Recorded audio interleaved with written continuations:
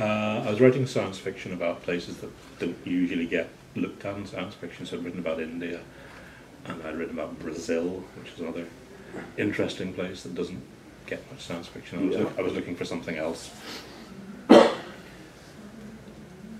Ok. L'idée était d'écrire de la science-fiction à propos de se déroulant dans des endroits totalement inhabituels pour des romans de science-fiction. Il avait écrit sur l'Inde. Il a également écrit des histoires qui se déroulent au Brésil. Voilà, l'idée était de traiter des sujets qui se déroulent dans des patins complètement inhabituels. Yeah. And one day I went to IKEA, as you do, and I went to IKEA to buy some plates. And the plates all said made in Turkey at the bottom of it. Okay. And I looked at all the plates in IKEA and they all said made in Turkey. And I thought, that's interesting. what's going on there? Oui, il est allé un jour à Ikea acheter des assiettes sur lesquelles figurait la mention fabriquée en Turquie. Et apparemment, beaucoup de vaisselle d'Ikea était fabriquée en Turquie. Il a trouvé ça très intéressant. Il y avait peut-être un développement derrière. Yep. So I did a little bit of digging, and I found that 80% of the refrigerators sold in the European Union at that time were all made in Turkey. And very quietly, there's an economic boom going on there that kind of nobody else knows about. That they're keeping very quiet to themselves. And I thought, now that is interesting. So, and that kind of just got the whole thought process started. Right. Un détail très intéressant, il a remarqué en creusant un peu le sujet des endroits où était fabriqué le matériel Ikea, que 80% des réfrigérateurs vendus dans l'Union européenne étaient fabriqués aux États-Unis. Et encore une fois, il s'est dit, oh, il y a quelque chose d'intéressant à creuser là-dessous. Yeah. Je peux ajouter qu'il y a un gros boom économique en Turquie en ce moment et ils se tiennent très discrets quant à cette réussite économique et technologique. Yeah, and it's an interesting country as well because it very much makes Europe look at itself and kind of ask questions about what Europe's about. Indeed.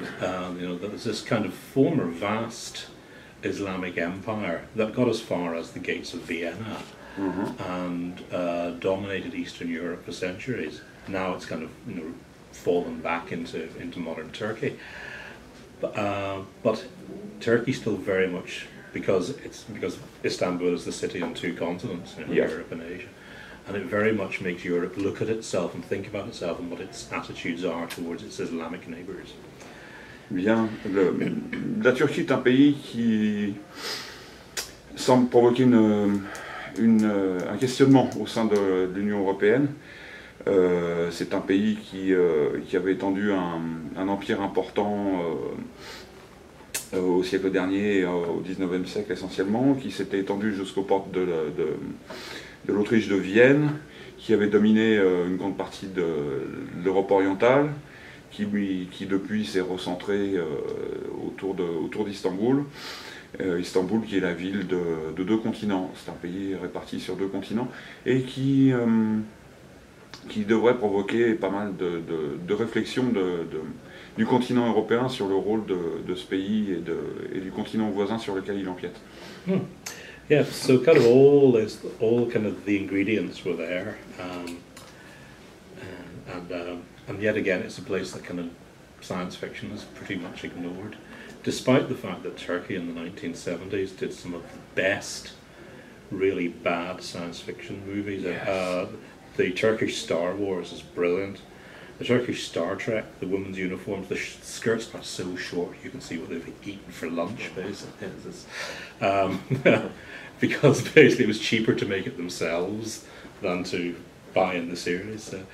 So kind of all this kind of fun stuff and kind of interesting economic stuff all kind of came together. Ouais.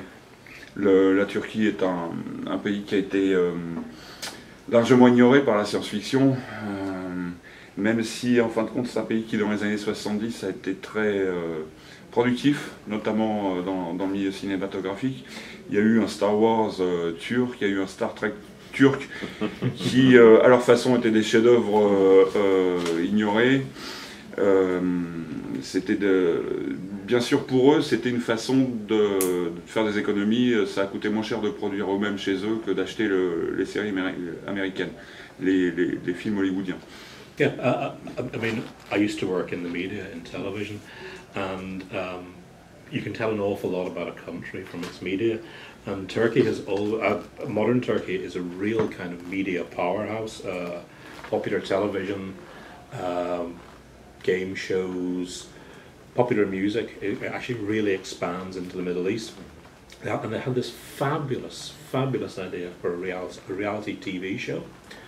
It was a religious reality TV show, and they got a Catholic priest, an imam, a rabbi, and another minister of religion. They had to go out and convert as many people as they could in a week.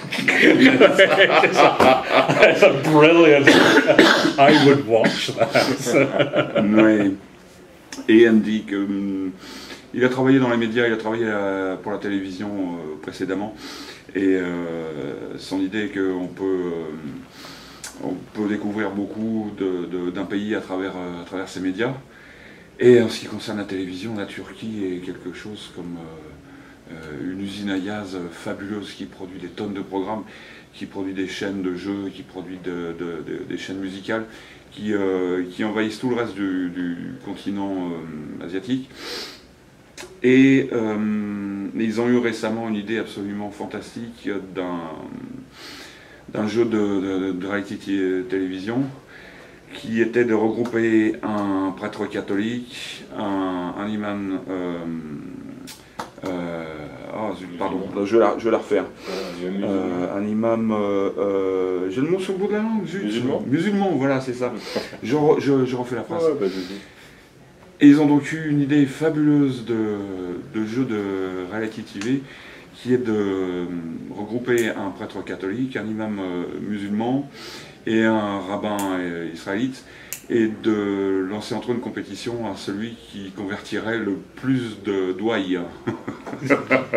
Une grande idée. Yeah. So I mean, you can see that this is an interesting place to write about, and yeah, and then it was on a long distance. All the ideas bubble around for years, and then it was on a long distance flight from Los Angeles when you've got nothing to do apart from watch bad movies. Yeah. And just kind of from New York, to New York, from where? No, from Los Angeles to London. Okay, LA, London, right. And yeah, so it is a long one. And just kind of all these separate ideas just kind of came together. Okay. And fused into the idea for the Dervish House. Donc la Turquie lui a amené pas mal d'idées, pas mal d'occasions d'inventer des choses qui n'étaient pas encore connectées entre elles et qui ont tout d'un coup fait sens et se sont regroupées et ont amené une réflexion plus coordonnée au cours d'un vol longue distance de Los Angeles vers Londres. Et là, tout d'un coup, au lieu de se contenter de regarder de très mauvais films sur les écrans de l'avion, il s'est dit voilà, tout ça prend forme, il y a quelque chose à écrire sur le pays. Il y a de l'excellente science-fiction à faire à propos de la Turquie. Comment vous avez... On a vu le fleuve des dieux qui se passe en Inde, il y a eu Brésil.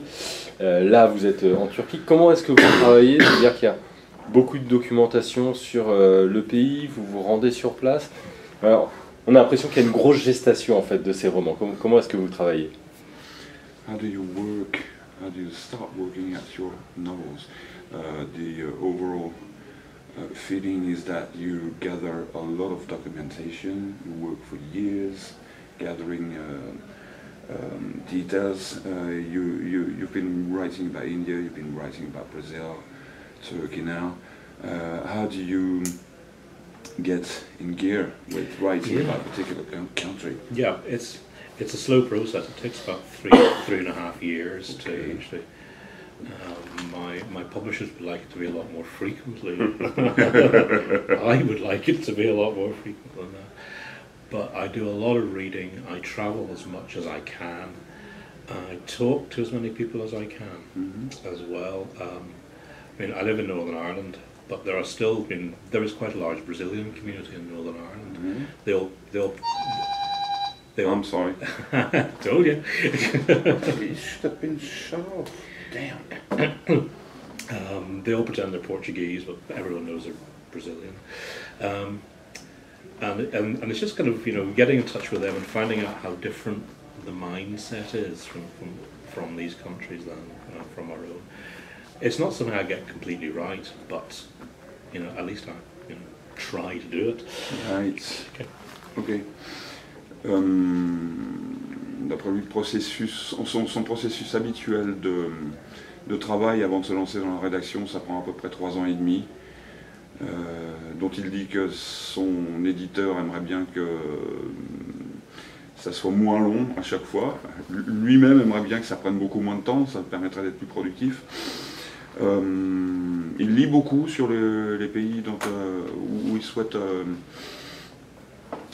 faire intervenir l'action de ses livres.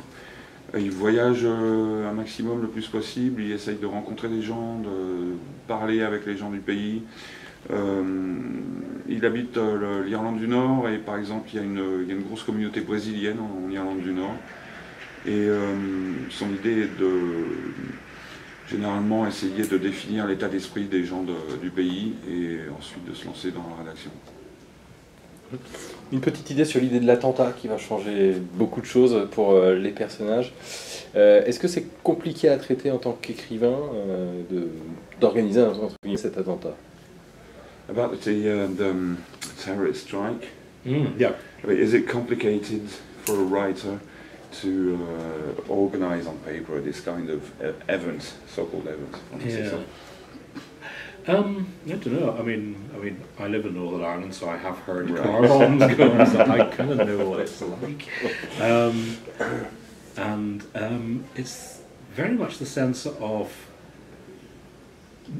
my ex-wife and her mother in 1973. There was a thing called Bloody Friday, Right. when the IRA set off, I think it was 15 bombs in a circle all around Belfast. And people inside had no idea where to go or what was happening, how to get out or what was going on. And they just felt completely trapped, terrified and in danger all the time. And, Your former ex-wife was part of the population that got involved in no, it was her and her mum were shopping in Belfast. Oh, right. And there were just no warning bombs, car Okay. bombs went off Okay. all around. All around Belfast, yeah. I got that. Oui, venant d'Irlande du Nord, il a une certaine connaissance des pratiques d'attentats. En 1973, il y a eu un événement à Belfast qui est resté dans la mémoire sous le nom du Vendredi sanglant, où une quinzaine de bombes ont explosé successivement, pratiquement au même moment, dans tout Belfast, aux 4 coins de la ville. Et le sentiment de terreur était énorme, puisque toute la population de la ville s'est trouvée piégée, enfermés chez eux ou même dehors sans savoir comment échapper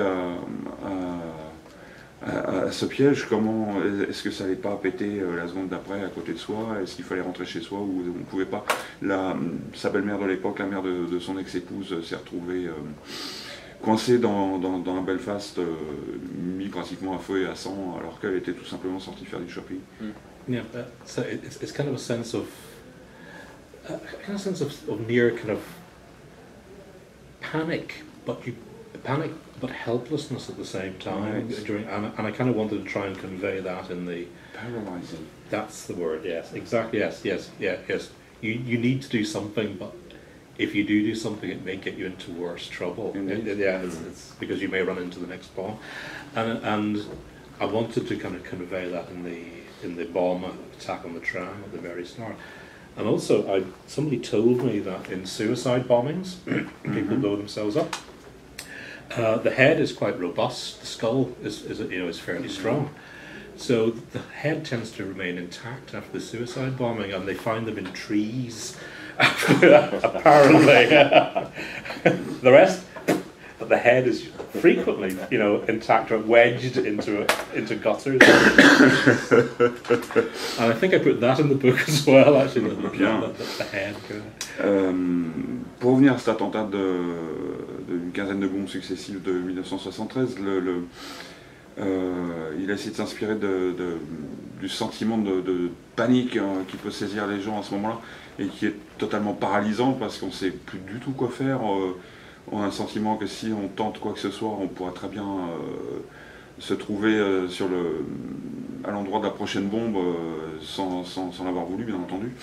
Il a essayé de s'emparer de ce sentiment et de le rapporter à l'attentat dans le tramway. Et une connaissance lui racontait que lors des attentats suicides, des gens qui sont explosés avec une ceinture d'explosifs, un détail méconnu du public est que la tête, puisque c'est pratiquement que de l'os, c'est la partie du corps la plus solide, et c'est ce qu'on retrouve des terroristes qui se font exploser après l'attentat. On retrouve des têtes dans le caniveau, on retrouve des têtes dans les arbres. Le reste du corps disparaît complètement, mais la tête, on peut buter dedans à peu près n'importe où sur le lieu de l'attentat. So, On a brighter note, Next time on the news, sorry about this, where's the head gone? je voudrais faire un petit point sur la technologie. Il y a du stockage bio-informatique dans la maison des Derviches. En fait, je voudrais savoir, en tant qu'auteur de science-fiction, à quoi vous sert la technologie? Est-ce que c'est pour mieux en dénoncer les dérives, ou est-ce qu'au contraire, c'est ce qui permet de faire ressortir un peu les personnages et les sentiments humains? Ok. 2 secondes.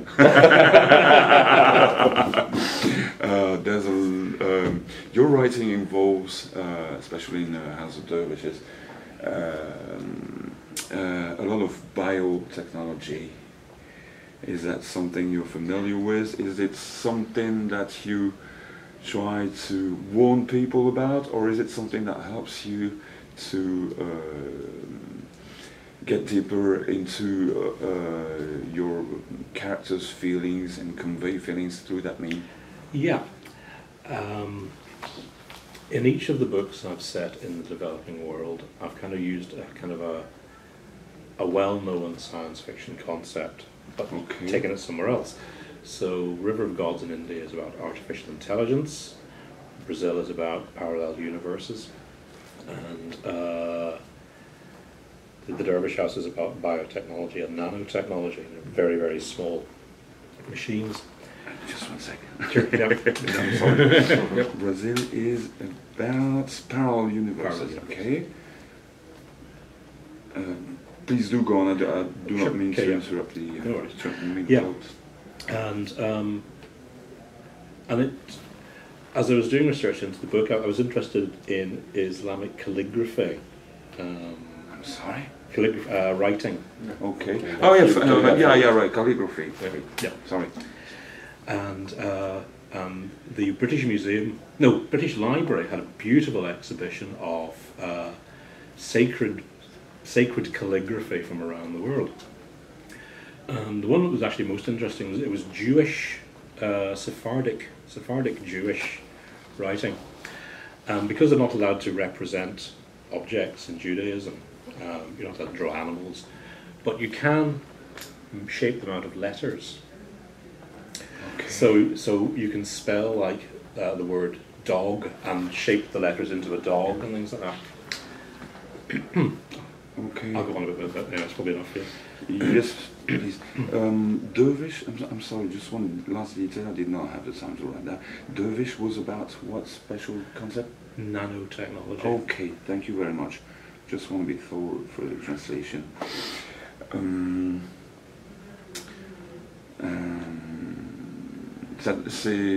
Il a toujours tenté dans ses romans sur des mondes en développement de partir de concepts courants en science-fiction et d'essayer de les emmener dans des endroits encore non explorés. Pour River of Gods, ça traitait de l'intelligence artificielle. Le roman qui se passe au Brésil couvrait les univers parallèles. Les derviches, c'était une nanotechnologie. Et il s'est intéressé cette fois-ci à la calligraphie en visitant une magnifique exposition à la Bibliothèque nationale britannique, une exposition de calligraphie sacrée. Et ils se sont rendus compte par exemple que l'iconographie juive séfarade interdit la représentation d'objets. Mais on peut, au travers de la calligraphie, donner aux lettres qui composent le mot la forme de cet objet et le représenter d'une façon un peu détournée. Par exemple, en écrivant chien, on peut essayer de donner l'apparence d'un chien au mot en lui-même. Yeah. So they would have like a panel for like one of the psalms. There'd be like a panel, and the objects in the psalm would be written in this you know, it's called a calligram. Actually, is the technical expression. Yeah. In a sand. Yes, and yeah, and they would. And they have all these letters making up these objects, but each of the letters that made up the word dog, each of those letters was made up of smaller letters. Oh, God. And then those letters are made up of even smaller letters. It's called micrography. Yes. Right. Fractals. Exactly, it's fractal writing is what it is. Yeah, yeah. It's dogs all the way down. So this is still a sacred Jewish Sephard. Yeah, it was particularly in the Middle Ages. There's been a real interest, particularly in Arab calligraphers, but also some Jewish ones in rediscovering these old forms of calligraphy. Okay. But for me, the whole thing about the micrography, it was exactly the same as nanotechnology. It was very small things building up bigger things, building up bigger things. Okay.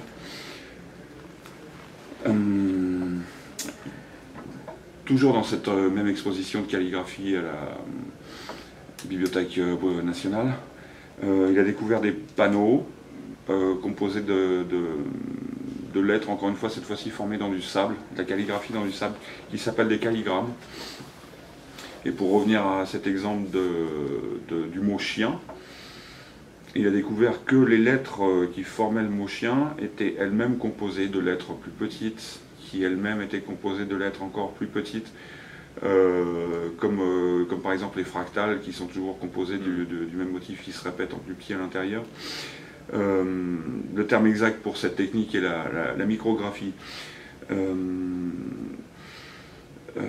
C'était une technique qui remonte sans doute au Moyen-Âge, qui était pratiquée par les peuples arabes et juifs.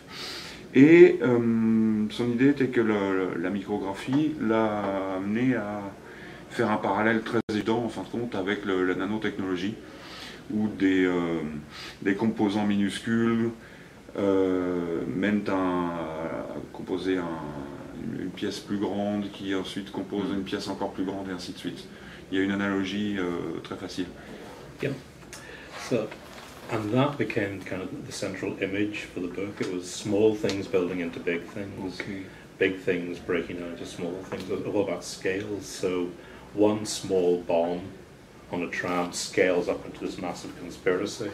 Okay. One little kind of mistake in a complex economic scam brings down an entire corporation, and one boy with a heart condition ends up solving this major. So it's about little things becoming big things becoming little. Okay. Tout le roman en fait traite de toutes petites choses qui finissent par devenir immenses, et à l'inverse de choses énormes que l'on peut découper en pièces beaucoup plus réduites, comme par exemple le fait qu'une petite bombe dans un tramway mène à une conspiration gigantesque derrière tout ça, qu'une petite erreur dans cette idée de comment dire ça, d'escroquerie corporate financière mène à quelque chose de gigantesque derrière. C'est toute l'idée du livre, de partir de quelque chose de ridiculement petit et qui mène à une conspiration ou en tout cas à quelque chose de gigantesque derrière. Une dernière question, une double question pour terminer. Et comme hier. Est-ce que vous allez revenir en Inde, au Brésil ou par exemple en Turquie? Est-ce qu'il y a d'autres pays qui vous intéressent dans le même genre? Et sur quoi est-ce que vous travaillez actuellement? Do you intend on going back to India, Brazil, Turkey? Do you have other countries in mind? What are you basically working on at the moment? I'm very glad you asked that. Yeah, I'm kind of, I'm still writing about developing economies, but the developing economy happens to be on the moon, so I'm kind of writing about the early stages, about 30, 40 years into industrialization of the moon, and it's actually it's a novel, and it's also a TV series proposal, actually. Yes. My editor calls it Game of Domes, basically. But if you remember the TV series Dallas at all, Yes. it's Dallas on the moon, Okay. and the thing is you can't get off. Anyway, I'll say a bit more in a minute. Thank you. Il a toujours eu un grand intérêt dans les économies en voie de développement. Et son travail actuel se passe sur la Lune, où une économie est en train de se créer depuis une trentaine, une quarantaine d'années. C'est une idée de roman, c'est aussi une proposition de série télé. Son agent a baptisé ça Game of Doom, et la suite arrive. Yeah. It's because I didn't want it, yet again, I didn't want it to be full of Americans. So there are five big corporations run by 5 families. Yeah. Our heroes are the Brazilians, they mine helium. There's a Chinese family, the Suns, who operate the computer systems. Yeah. They're a family from Ghana, and they're the clever ones. I mean, they're the people who dig for gold, Yeah. and they're the people who sell the shovels to the people who dig for gold. And the Ghanaians sell the shovels. And yes, the Russians run the transport system, and then the bad guys are Australian. Surprising. Yes. Well, Australians think everybody loves them, you know. Yeah. They have this, and they're very, very wrong about this. So I just thought, the Australians, the bad guys, and it's set just about the end of. So it's just before the end of the 21st century, and it's interesting. Lots of things. Anyway, go on. Thanks. Yeah. Donc ce projet de roman et de série télé est quelque chose qui ressemblerait beaucoup à un Dallas qui se passerait sur la Lune. Un Dallas dont auquel on ne peut pas échapper puisqu'on est coincé sur un petit satellite de la Terre. Ça se passe en gros à la fin du 21e siècle. Et il y a 5 familles qui tiennent l'économie de la Lune par origine géographique. Les Brésiliens tiennent tout ce qui est production d'hélium sur la planète. Les Chinois s'occupent de tous les ordinateurs. Les Ghanéens fournissent le matériel, notamment les pelles, aux gens qui creusent pour chercher de l'or. Les Russes s'occupent de tout le système de transport. Et les Australiens sont les mauvais gars, les mauvais garçons, les sales types, les escrocs. Yeah, and I'm kind of developing a culture there, and there are certain things like on the moon, there is no criminal law, there is only contract law, so everything is negotiated. Marriages are all negotiated. If you kill someone, that's negotiated. Everything is done by negotiation, and things like on the moon. Guess how long you can stay there before you have to go back home again? 2 years. Yeah. After 2 years, your bones lose so much mass that if you go back to Earth, you'll break every bone in your body. So anyway, it's all these physical constraints on life make actually kind of shape the way the culture works, and it's interesting. Yes, we'll finish to the camera.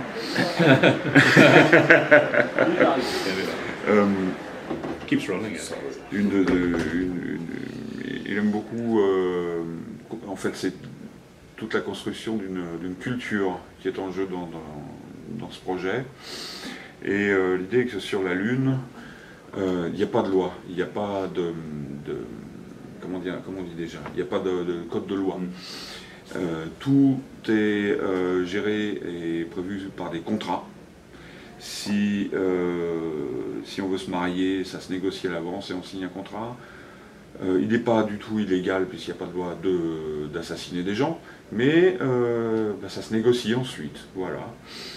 Et le maximum de temps que les personnages peuvent passer sur la Lune, et ça c'est une contrainte physique qui je crois est tout à fait réelle, on ne peut pas passer plus de 2 ans sur la Lune. Du fait de la pesanteur amoindrie, la structure osseuse du corps humain se dégrade, et au bout de 2 ans, si on revient sur Terre, c'est plus possible d'être suffisamment costaud pour affronter à nouveau la pesanteur terrestre. Donc la vie humaine est limitée à 2 années consécutives sur la Lune. C'est un des points du projet. Thank you very much. You're welcome. Merci beaucoup. Thank you very much. Yes.